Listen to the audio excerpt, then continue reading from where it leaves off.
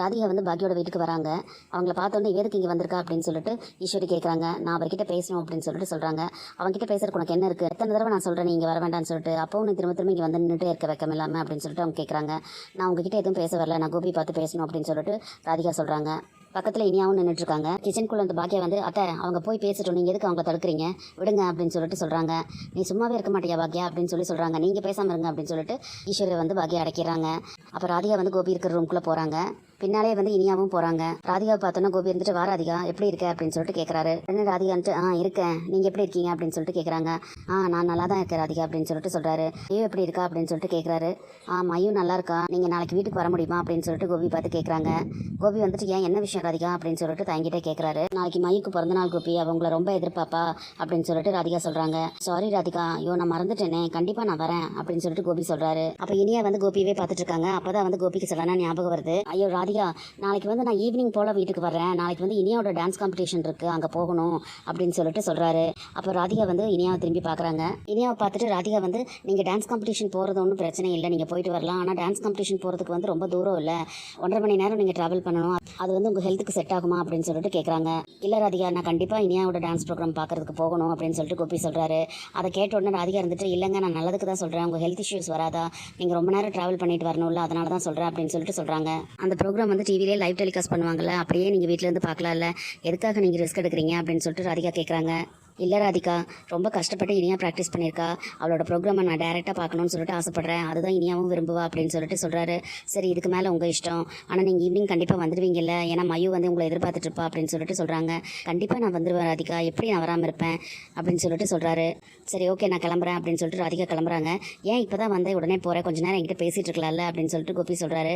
இல்லைங்க எனக்கு கொஞ்சம் வேலை இருக்குது, நான் கிளம்புறேன் அப்படின்னு சொல்லிட்டு ராதிகா எந்திரிச்சு கிளம்பி வெளியே போயிடுறாங்க. இவ இன்னுமா போகலை அப்படின்னு சொல்லிட்டு ஈஸ்வரி வந்து வெளியே பேசிகிட்டு இருக்காங்க. கரெக்டாக ராதிகா வந்து வெளியே வராங்க ரூம்பை விட்டு. அங்கே இருக்கவங்களெல்லாம் அப்படியே ஒரு மாதிரியாக பார்த்துட்டு ராதிகா வந்து வீட்டிலேருந்து வெளியே போகிறாங்க. உடனே இனியா வந்து கோபி கிட்ட ஒரு நிமிஷம் டேடி வந்துடுறேன் அப்படின்னு சொல்லிட்டு ராதிகா பின்னாலே ஓடுறாங்க. ஒரு நிமிஷம் நில்லுங்க அப்படின்னு சொல்லிட்டு கூப்பிட்றாங்க. திரும்பி பார்த்த ராதிகா வந்துட்டு சொல்லு இனியா அப்படின்னு சொல்லிட்டு கேட்குறாங்க. ஏன் நீங்கள் இந்த மாதிரி பண்ணிக்கிட்டு இருக்கீங்க அப்படின்னு சொல்லிட்டு இனியா கேட்குறாங்க. நான் என்ன இனியா பண்ணினேன் அப்படின்னு சொல்லிட்டு கேட்கவும், நாளைக்கு என்னோட டான்ஸ் காம்படிஷன் இருக்குது, டேடி வருவாருன்னு சொல்லி சொன்னார்ல, அதை மீறி எதுக்கு உங்கள் பொண்ணோட பர்த்டேக்கு வர சொல்கிறீங்க, உங்கள் பொண்ணு நானும் ஒன்றா, நான் வந்து டேடியோட சொந்த பொண்ணு, உங்கள் பொண்ணு அப்படியா அப்படின்னு சொல்லிட்டு கேட்குறாங்க. கோபி வந்து உன்னோட டான்ஸ் ப்ரோக்ராமுக்கு வர வேண்டாம்னு சொல்லி நான் சொல்லவே இல்லையே இனியா அப்படின்னு சொல்லிட்டு ராதிகா சொல்கிறாங்க.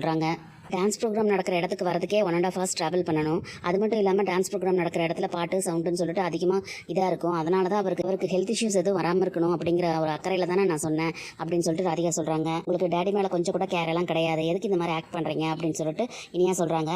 இனியாவும் ஈஸ்வரியும் சேர்ந்துக்கிட்டு அவனுக்கு ஒன்றும் ஆகாது, நாங்கள் அதெல்லாம் பார்த்துக்குவோம், வேலை என்னமோ அதை பாரு அப்படின்னு வேற சொல்கிறாங்க. டேடி என்னோட காம்படிஷனுக்கு வரக்கூடாதுன்னு சொல்லி தடுக்கணும்னு தானே நீங்கள் நினைக்கிறீங்க அப்படின்னு வேற கேட்குறாங்க.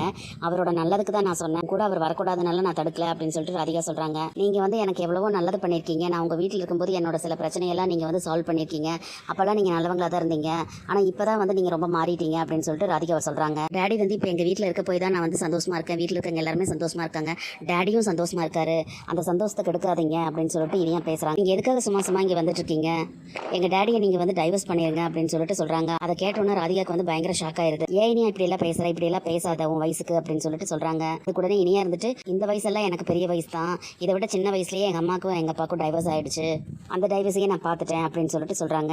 எங்க டேடிக்கு வந்து இங்க இருக்கிறதா பிடிச்சிருக்கு, அம்மாவுக்கும் வந்து டேடியை பிடிக்காமலும் கிடையாது, ஆனா உங்களுக்கு துரோகம் பண்ணக்கூடாதுன்னு சொல்லி நினைக்கிறாங்க, ஏன்னா நீங்க அவங்க ஃப்ரெண்டு, உங்களோட வாழ்க்கை கெட்டு போயிடும் தான் யோசிக்கிறாங்களே தவிர வேற எதுவும் கிடையாது, அதனால நாங்க எல்லாரும் சந்தோஷமா இருக்கணும் அப்படின்னா நீங்க வந்து டேடியை டைவர்ஸ் பண்ணிட்டு எங்காவது போயிருங்க அப்படின்னு சொல்லிட்டு இனியா பேசுறாங்க.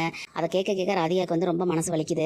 உடனே இனியா இருந்துட்டு என்ன பார்க்குறீங்க, நீங்கள் இப்போ வேலைக்கெல்லாம் போகிறீங்க, நல்லா தானே இருக்கீங்க, இப்போ நீங்கள் டைவர்ஸ் பண்ணுறதுல ஒன்றும் தப்பு கிடையாது, ஆனால் எங்கள் அம்மாவை வந்து டேடி டைவர்ஸ் பண்ணும்போது எங்கள் அம்மா வந்து ஹோம் மேக்கராக தான் இருந்தாங்க, அவங்களுக்கு வெளி உலகமே எதுவுமே தெரியாது, எல்லா விஷயத்துக்குமே வந்து டேடியை டிபெண்ட் பண்ணி தான் இருப்பாங்க, அப்படி இருக்கும்போதே அவங்க டைவர்ஸ் ஆனதுமே எங்களை சோலோவாக இருந்து தான் எங்களை எல்லாம் பார்த்துக்கிட்டாங்க, அவங்க லைஃப்பில் முன்னேறினாங்க, அப்படி இருக்கும்போது அவங்க டைவர்ஸ் பண்ணி தனியாக தானே லைஃப்பை லீட் பண்ணுறாங்க, ஏன் நீங்கள் அந்த மாதிரி டைவர்ஸ் பண்ணிட்டு போக வேண்டியதானே அப்படின்னு சொல்லிட்டு கேட்குறாங்க.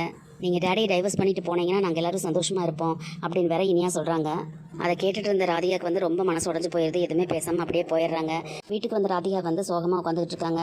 உடனே ராதிகாவோட அம்மா வந்து என்னாச்சு ராதிகா அப்படின்னு சொல்லி கேட்குறாங்க. உடனே ராதிகா வந்து இனியா பேசின விஷயத்தையெல்லாம் சொல்கிறாங்க. அவளுக்கு அத்தனை திமிராகி போச்சா, அப்படியெல்லாம் பேசுகிறாளா, இரு அங்கே போய் நான் என்ன ஏதுன்னு கேட்டுட்டு வரேன் அப்படின்னு சொல்லிட்டு அவங்க போகிறாங்க. வேண்டாம்மா, எதுவும் கேட்க வேண்டாம், விட்டுரு. இனிமேல் வந்து அவர்கிட்ட நான் பேசவே கூடாதுன்னு சொல்லி நான் நினைக்கிறேன். ஒவ்வொரு தடவையும் அவர்கிட்ட பேசக்கூடாது, அவரை போய் பார்க்கக்கூடாதுன்னு நான் நினைக்கிறேன். ஆனால் மனசு கேட்காம தான் போய் அங்கே நிற்கிறேன். ஆனால் அவருக்கு வந்து அது பொருட்டாவே இல்லை. நாளைக்கு வந்து மையோட பிறந்தனால அவள் உங்களை எதிர்பார்த்துட்டு இருப்பா, வீட்டுக்கு வாங்கன்னு சொல்கிறதுக்கு தான் போனேன். ஆனால் இனியாவோட டான்ஸ் ப்ரோக்ராம் இருக்குதுன்னு சொல்லிட்டு அங்கே போயிட்டு சாயந்தரமா வரேன்னு சொல்லி அவர் சொல்கிறாரு. இனியாவும் வந்து ரொம்ப பேசிட்டா அப்படின்னு சொல்லிட்டு ராதிகா சொல்கிறாங்க. மையோட பிறந்தநாளை விட அவளோட டான்ஸ் ப்ரோக்ராமுக்கு போகிறது ரொம்ப முக்கியமா அப்படின்னு சொல்லிட்டு கமலா கேட்குறாங்க. அதுக்கு ராதிகா இருந்துட்டு மையு வந்து டேடிக்கு சொந்த பொண்ணு கிடையாது, நான் தானே அவரோட சொந்த பொண்ணு அப்படின்னு சொல்லிட்டு இனியா கேட்குறா அப்படின்னு சொல்லி ராதிகா சொல்கிறாங்க. ஓ, அவளுக்கு வாய் அவ்வளோ துடுக்காயிருச்சா, எல்லாம் அடங்கும் வரு அப்படின்னு சொல்லிட்டு பேசுகிறாங்க. அதுக்கப்புறம் ராதிகா வந்து ஃபோனை எடுத்து ஹவுஸ் ஓனருக்கு கால் பண்ணிவிட்டு இந்த மந்தோட நாங்கள் வந்து வீடை வெக்கேட் பண்ணிக்கிறோம் அப்படின்னு சொல்லிட்டு சொல்கிறாங்க. அதை கேட்ட ஓனர் வந்து ஏதோ பேச வரதுக்குள்ளே ராதிகா வந்து காலை கட் பண்ணிடுறாங்க.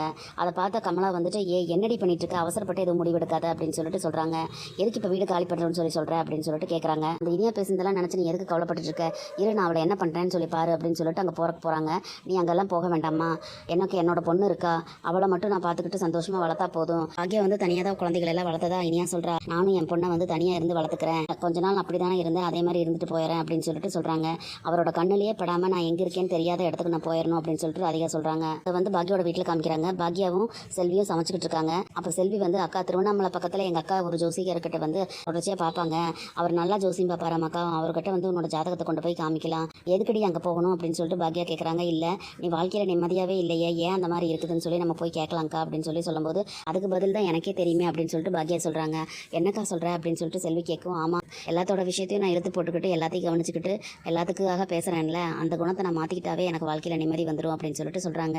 உடனே ஜெனி இருந்துட்டு ஆன்ட்டி உங்களுக்கு தான் எல்லாமே தெரியுதில்ல, அப்புறம் ஏன் நீங்கள் பாட்டி பேசுகிறதுக்கெல்லாம் கேட்டுக்கிட்டு பேசாமல் இருக்கீங்க, அவங்க எமோஷனல் பிளாக்மெயில் பண்ணும்போதெல்லாம் நீங்கள் ஏன் அவங்களுக்கு பணிஞ்சு போகிறீங்க அப்படின்னு சொல்லிட்டு கேட்குறாங்க. இவங்க இப்படி பேசிகிட்டு இருக்கும்போதே வந்து கோபி கிச்சனுக்குள்ளே வராரு. கோபி வரதை பார்த்தோன்னு ஜெனி வந்து பேச மாற்றிட்டு ஆன்ட்டி ரொம்ப ஹீட்டாக இருக்குல்ல அப்படின்னு சொல்லிட்டு சொல்கிறாங்க. உடனே கோபி வந்துட்டு ஆமாம்மா, இந்த குளோபல் வார்மிங்னால ரொம்ப ஹீட் ஆயிடுச்சு, நீ எதுக்காக இந்த உப்புசில் இங்கே உட்காந்துக்கிட்டு இருக்கப்போ ஏசி போட்டு ரூமில் ரெஸ்ட்டு ஜெனிக்கண்ணா அப்படின்னு சொல்லிட்டு சொல்கிறாரு. அதை கேட்டோம் நான் போகிறேன் அங்கிள் அப்படின்னு சொல்லிட்டு ஜெனி சொல்கிறாங்க. அப்போ பாக்கியா வந்து சாம்பார் வச்சு முடிச்சு தாளிச்சு கொட்டி வந்து டைனிங் டேபிளில் வைக்கிறாங்க. அதை வந்து அப்படின்னு சொல்லிட்டு வா சாம்பாரா செம வாசம் வருது அப்படின்னு சொல்லிட்டு வராரு. அந்த சாம்பார் பாத்திரத்தை ஓப்பன் பண்ணி ஸ்பூன் விட்டு எடுத்து அதை டேஸ்ட் பண்ணி பார்த்துட்டு வா பாக்கியா மாதிரி சாம்பார் யாராலையும் வைக்கவே முடியாது, அவ்வளோ டேஸ்ட்டாக இருக்குது அப்படின்னு சொல்லிட்டு பாராட்டுறாரு. அதை கேட்ட உடனே பாக்கியாக்கு வந்து பயங்கர காண்டாயிருது. அப்படியே வந்து அடுப்பிடிக்கிட்டு இருந்து வெளியே வந்துட்டு உங்களுக்கு என்னதான் இப்போ பிரச்சனை, எதுக்கு இந்த மாதிரி பண்ணிக்கிட்டு இருக்கீங்க, காஃபி போட்டு கொடுக்குறது, சாம்பார் வச்சா அதை டேஸ்ட் பண்ணிட்டு நல்லா இருக்குன்னு பாராட்டுறது, இது எல்லாம் நான் உங்ககிட்ட எதிர்பார்த்தனா அப்படின்னு சொல்லிட்டு கேட்குறாங்க. என்ன பாக்கியா இப்போ என்ன ஆயிடுச்சு, சாம்பார் நல்லா இருந்தது அதனால நான் அப்ரிஷியேட் பண்ணேன், இதில் என்ன தப்பு இருக்குது அப்படின்னு சொல்லிட்டு கேட்குறாங்க. நான் உங்ககிட்ட கேட்டேன்னா, நான் யாருக்காக சமைச்சனோ அவங்க வந்து அதை சாப்பிட்டு பார்த்துட்டு நல்லா இருக்குன்னு சொன்னால் போதும், மற்றவங்களாம் சொல்ல தேவையில்லை, நீங்கள் சொல்லணும்னு நான் எதிர்பார்க்கவும் இல்லை அப்படின்னு சொல்லிட்டு சொல்கிறாங்க. நான் இப்போ என்ன சொல்லிட்டேன் பாக்கியா, இப்போ நான் என்ன பண்ணணும் அப்படின்னு சொல்லி கேட்குறாரு. இங்கே பாருங்கள், நீங்கள் வந்து இந்த வீட்டில் இருக்கிறது எனக்கு பிடிக்கல, ஆனால் அத்தை வந்து அதை இதையும் சொல்லி என் வாயை அடைச்சிட்டாங்க, அதுக்கும் நான் சரின்னு சொல்லி விட்டுட்டேன். ஆனால் நான் கொஞ்ச நேரமாவது சந்தோஷமாகவும் நிம்மதியாக இருக்கேன் அப்படின்னா கிச்சனில் தான், எனக்காக இருக்கிறவங்களுக்காக எனக்கு பிடிச்சவங்களுக்காக நான் சமைக்கிறதுக்கு தான் வந்து எனக்கு சந்தோஷம், அதுக்காக தான் நான் கிச்சனுக்கே வரேன். நீங்கள் இந்த வீட்டில் இருக்க வேண்டாம்னு சொல்லலை, ஆனால் நான் கிச்சனில் இருக்கும்போது தயவு செஞ்சு நீங்கள் கிச்சனுக்கு வராதீங்க, அதையாவது செய்யுங்க அப்படின்னு சொல்லிட்டு கோபமாக பேசிட்டு போயிடுறாங்க. சரின்னு சொல்லி மூஞ்சி தொங்க போட்டு கோபியும் வந்து கிச்சனுக்குள்ள வந்து வெளியே போயிடுறாரு. இன்னைக்கு எபிசோட் இப்படி தான் முடியுது. நாளைக்கு என்னெல்லாம் நடக்க போகுதுன்னு சொல்லி நம்ம பொறுத்திருந்து பார்க்கலாம் ஃப்ரெண்ட்ஸ். நம்ம வீடியோ பிடிச்சிருந்தா லைக் பண்ணி சப்ஸ்கிரைப் பண்ணுங்கள். தேங்க்யூ.